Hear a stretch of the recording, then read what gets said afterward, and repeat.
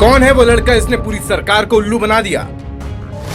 नटवर लाल ने कैसे डीएम से लेकर सीएम तक सबको अपने जाल में फंसाया? कौन है वो जालसाज जिसने हजारों लोगों को चूना लगा दिया?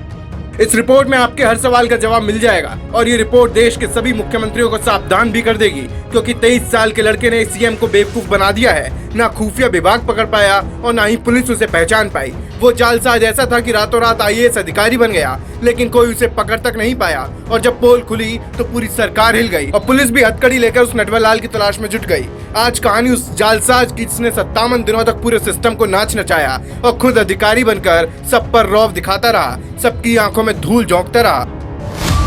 दरअसल ये कहानी है दिल्ली से हजारों किलोमीटर दूर झारखंड के पलामू जिले की, लेकिन इस कहानी की चर्चा पूरे देश में हो रही है क्योंकि 23 साल के इस युवक ने झारखंड के सीएम को बेवकूफ बना दिया। ये रिपोर्ट आप सबके लिए देखना बहुत जरूरी है ताकि अब कोई किसी के साथ ऐसा फ्रॉड ना कर सके। झारखंड के पलामू जिले में पैदा हुआ एक लड़का बचपन से ही अधिकारी बनने का सपना देख रहा था, लेकिन उसके ग्रेजुएशन करने से पहले ही उसके पिता की मौत हो गई। दावा है कि उसकी बहन ने कोचिंग चलाकर अपने भाई को खर्चा दिया ताकि वो दिल्ली में पढ़कर आईएएस अधिकारी बन सके।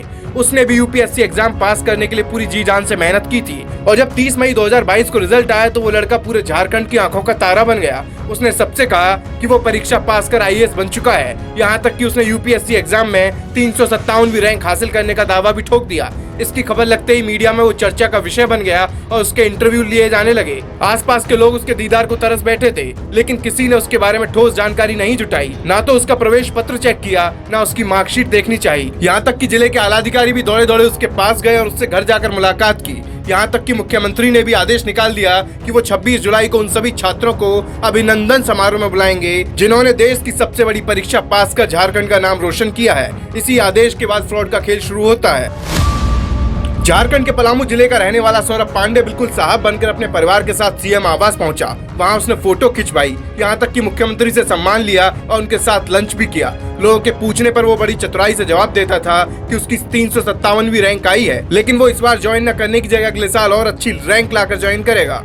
उसकी इन्हीं बातों पर सबको यकीन भी हो जाता था कि लड़का बड़ा होनहार है, शायद जल्द ही टॉप कर जाएगा, क्योंकि सब जानते हैं कि यूपीएससी में रैंक का बहुत बड़ा खेल होता है। आमतौर पर 100 से ज्यादा रैंक वाले आईएएस नहीं बन पाते। इसी वजह से लोग भी उसके झांसे में आ चुके थे, लेकिन पूरी सरकार को चूना लगा चुके इस शख्स की तस्वीर अगले दिन जैसे ही अखबार में छपी तो इस धोखाधड़ी के खेल का खुलासा हो गया। असली में आईएएस बने यूपी के सौरभ कुमार ने उसकी पोल खोल दी और दावा कर दिया कि झारखंड का सौरभ पांडे उनके नाम पर सम्मान ले रहा है और वो बड़ा फ्रॉड है। यानी कि जो सौरभ पांडे 57 दिनों से लोगों के लिए हीरो बनकर घूम रहा था, वो सबसे बड़ा धोखेबाज निकला। जब पुलिस ने जांच की तो पैरों तले जमीन खिसक गई और पता चला कि झूठी शान और इज्जत बनाने के लिए इसने ये खेल किया था, जिससे उसके अपने परिवार ही नहीं बल्कि पूरे राज्य की किरकिरी हो गई।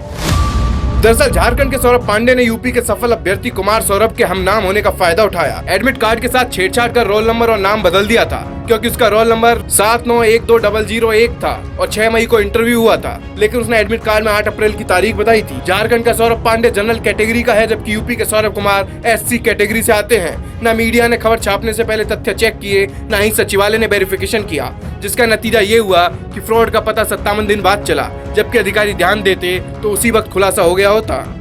लेकिन सबसे बड़ी चूक सरकार की मानी जा रही है कि आखिर बिना वेरिफिकेशन के सीएम के साथ लंच करने से सम्मानित होने तक कैसे किसी को इस तरह भेज दिया गया। प्रोटोकॉल के मुताबिक सीएम से मुलाकात से पहले खुफिया विभाग लोगों के बारे में हर जानकारी जुटा लेता है, लेकिन झारखंड का सौरभ पांडे यूपी के सौरभ कुमार के नाम पर फर्जीवाड़ा कर जगह जगह सम्मानित होता रहा और लगभग 2 महीने तक सोसाइटी से लेकर सरकार को भ्रमजाल में रखा। हालांकि अब सरकार की तरफ से ही कुमार सौरभ के खिलाफ रांची के धुरवा थाने में फर्जी सूचना और जालसाजी के आरोप में केस दर्ज करा दिया गया है, यानी कि अब उसका जेल जाना तय है। इसलिए फर्जीवाड़े से बचना है तो हर रिपोर्ट पर आंख बंद कर भरोसा बिल्कुल न करें। इस रिपोर्ट को लेकर न सिर्फ कमेंट बॉक्स में अपनी राय बताएं, बल्कि ज्यादा से ज्यादा वीडियो शेयर कर बाकी सबको भी सावधान करें। ब्यूरो रिपोर्ट, बोल बेधड़क।